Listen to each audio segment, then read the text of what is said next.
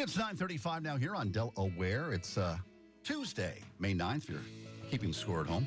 I'm Peter MacArthur, and we are joined today by Dr. Michelle Burroughs. She is Senior Vice President, Chief Diversity Officer at WSFS Bank. First of all, welcome, and thanks for being here, Michelle. Good to have you. Thank you.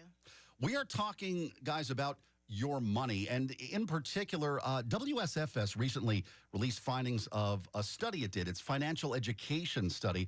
And Michelle, tell us a little bit about what this survey revealed in general.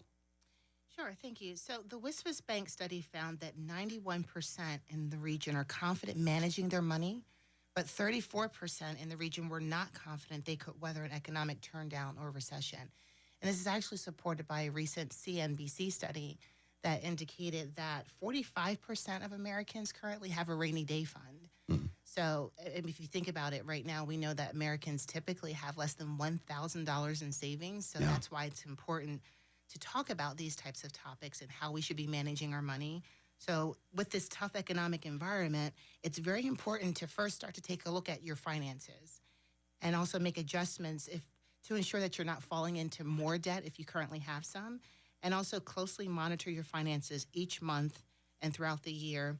And at a minimum, if you can, just ask for help. Talk to a financial advisor or a banker. Because we're seeing, Michelle, this climate of things are getting more expensive. For some people, there's less income coming in. Maybe they're not getting the cost of living raises at work or whatever it is, and the math doesn't maybe add up as well as it did a couple of years ago. So there's really a challenging environment in that respect. I know, too, that the WSFS study looked at top financial goals, so where people want to be compared to where they are now. What were some of the goals they had top of mind? So more than half of regional respondents said that building an emergency fund is their top goal. So around 52% of respondents, followed by increasing savings in retirement accounts and paying off debts.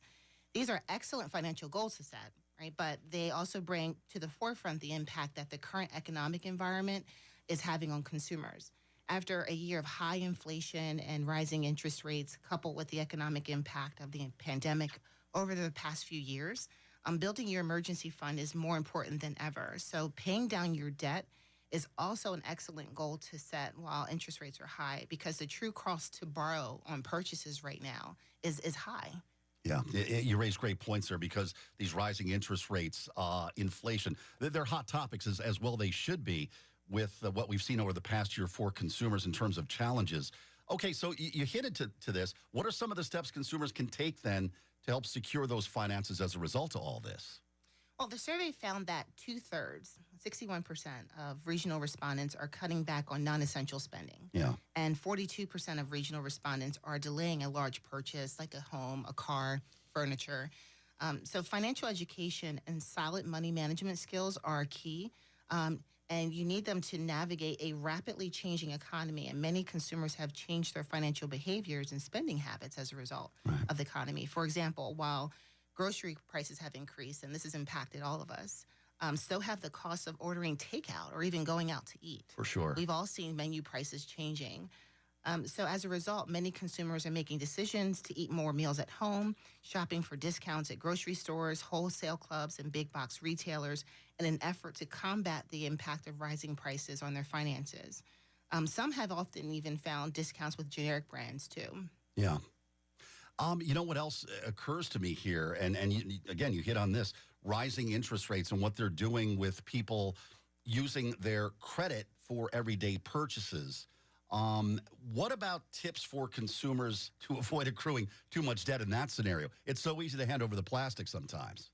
That is a great question. So historically, it's always been suggested that you keep your credit card utilization rate less than 30%. But right now, with interest rates being so high, you definitely want to consider borrowing less. Yeah. The WSFS study found that rising costs and interest rates have also resulted in 25% of regional respondents saying they have more debt than they had just a year ago.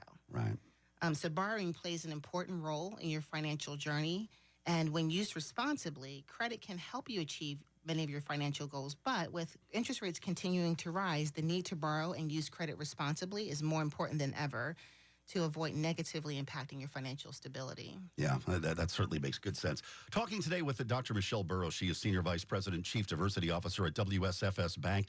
Talking really about kind of shoring up your financial foundation in what are clearly challenging times. They have been for a while. We've been paying these high prices in the grocery store, at the gas pump, and things can kind of build up. And before you know it, you're in a bit of a hole. So Michelle's sharing some of the things you can do to keep that hole at a minimal level. Back to the study for a minute. I know that it found that you said just under about 44% felt they didn't have enough financial education and guidance about managing their money. And this is so key. And I know we're coming out of, Financial Literacy Month. And so many people just lack what is considered to be financial literacy. Correct. And, when you talk about financial literacy, first, it's important to make sure you know your credit score. That's a great place to start. And what impacts your credit score? How does it work? Some of us are monitoring our credit scores on these mobile apps, but we don't really understand what causes the score to fluctuate. Right? Yeah. So your payment history, length of credit, utilization, which is what we just talked about, that plays a heavy part of that. And where possible, try to ensure where you've built good credit, you maintain a score of typically around 700 before borrowing to make sure you are able to get a good interest rate. Because the higher your credit score, the better interest rates you're offered. Also, if you pay off your credit card balances each month, the rising interest rates are less likely to affect you because you're paying off your credit cards by their statement closing date. So even familiarizing yourself with when your statements close. But we always recommend speaking with your local banker or financial advisor. Sometimes speaking to a human being can help you navigate through some of these challenging conversations or something that you may not be as familiar with. And as I'm sure you're well aware of some of the fine print, as consumers, I think we're kind of lazy in general about reading that fine print that goes with a credit card. Those numbers are daunting. When you dive into what your APR can be on a credit card, and if you haven't looked in a couple of years, you'll be like, whoa. It's really pretty substantial. And when you consider borrowing money off and paying back on that amount of percentage, there's got to be smarter ways to go about it, certainly. Financial access in building your confidence and getting to those goals is kind of key here. What can you tell us, Michelle, about why financial access is so important and how consumers can build that confidence in that equation? Well, financial access plays a key role in managing economic uncertainty. So without equitable access to needed financial services, families can find themselves unprepared when situations change, often beyond our control. Yeah. So it's important to consider that conversations about money and finances vary across different cultural influences.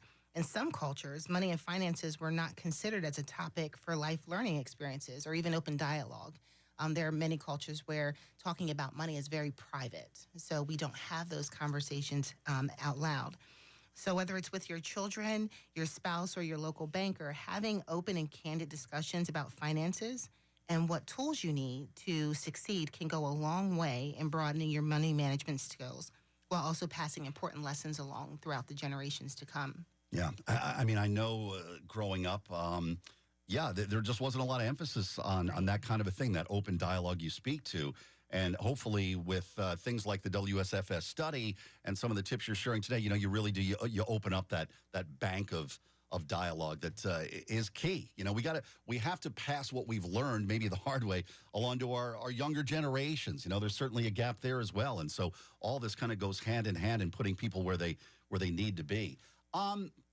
So a financial roadmap, if I was to ask you about that for people that are listening right now, kind of ways they can get themselves perhaps on a more solid course, Michelle, what would you say to that? Wherever you find yourself on your roadmap, I encourage you to look for a bank that is willing to help guide you and provide you with the tools you need, as well as searching for resources. It's very important to look for a bank that's willing to meet you where you are. These are sometimes very vulnerable conversations. Sure enough, right. So finding a bank that is willing to have that human connection with you is critical. And when thinking about your financial journey, remember to consider where you would like to take the journey. Yeah. So where are you now and where do you want to go? And do you have the resources needed to reach that goal? That's important as well. And also, who around you is influencing your financial decisions? Make sure you understand your influences, both personally and culturally. Because when we talked about the cultural component, again, it's those influences that sometimes may discourage the conversation. Yeah, which is unfortunate, but I think maybe some human nature goes into that. Just, there's, I don't know if it's a shame thing or if it's just, I don't want to divulge this to someone else kind of a thing. But that said, it's a talk worth having to people that can get you on that path. But also, Michelle, you do have to own it. You need to admit to yourself where you are and what you need to do. You make extraneous spending, whatever it might be, to put yourself on the path. No one can just take you and place you where you want to go. You need to do some of that work yourself. I want to hit one more time on, you mentioned the rainy day fund. This is a scary one. People, I have a financial advisor on my show every Monday, and she is solid and talks a lot about have the 6 months to a year nest egg built in for the rainy day fund. Now, you'll get different theories on that, but the bottom line is you need a good chunk put away for things that go wrong or unexpected things that come up. Right. And the WSFS study of regional respondents said that if faced with an emergency expense of $1,000 or more, they would actually have to borrow money.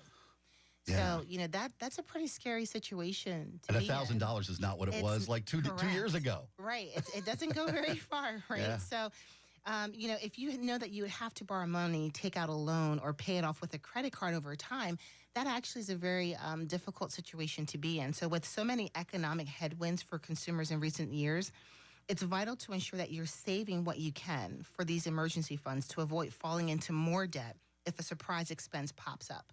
Yeah. Like a car repair, Right. Flat tires, for example. A tire can be very expensive depending on the car that you have.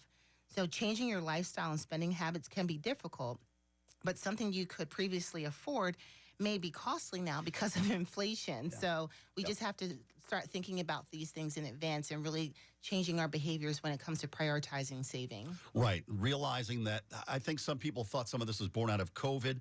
Maybe it was. It doesn't matter anymore because now it's the new reality. And, if you thought it was temporary, well, it's kind of not for the time being. And you need to tweak your scenario based on that. Or, again, find yourself in a position you don't want to be in financially. So, so important, all this information. And, I can only imagine that, WSFS becomes a better bank when you're able to educate consumers about this kind of thing. It puts everybody on a better foundation. I agree. And that's why we believe that financial literacy is so important, whether it's through our community strategies department, where we're actually going out into schools and educating students about financial literacy, or even making ourselves available in our branches. I think one of the most important things is making sure that everyone understands how credit works, what products are available to help you reach your goals. And that's how we begin to break down some of these concerns that we have as it pertains to borrowing and spending, et cetera. I know that last month you had a concerted effort to put a focus on financial literacy. Breaks down some of the barriers we may face with how to educate someone about financial literacy. Yeah, that's great. I mean, a big wide template's not the thing here. You need to really hone in on, if someone doesn't have the experiences that you're referring to as you're teaching them about money, it's going to mean nothing to them. So that's a fantastic approach, I would think. People that are listening, Michelle, if they want to kind of find out more about the study or just find out more about WSFS, what's the best way they can do that? Well, so we do have branches throughout the region that they are definitely able to come in and visit and speak with one of our branch managers or our bankers. But you can also go to WSFS.com and take a look at all of our information. But what I want to make sure that we also leave with is to make sure that when we're talking about the study, to make sure you also look at your finances and understand what your goals are. Because when you come in and speak to a manager, we're definitely willing to meet you where you are. So helping you understand, again, point A and point B, where do you want to go? Yeah. And once you come into a WSFS branch, we'd be more than willing to help you with that. And the help will be more substantial if the people come in with those goals in mind. You don't just come in with a blank slate yourself as a consumer. Come into your bank professional with a clue about where you want to be, and then they can help you find the resources and the avenues to do that. Yes, and even if it's just starting the conversation. Yeah. It's it's revolutionary banking because, like you said, this has been kind of like taboo stuff for a long time. There's not been a lot of open dialogue, and now's a fantastic time because there are quite a few challenges that people are facing. So, Dr. Michelle Burroughs is Senior Vice President, Chief Diversity Officer at WSFS Bank. I'm so glad we got a chance to talk today and plant some seeds of hopefully solid thinking for people about their money and where they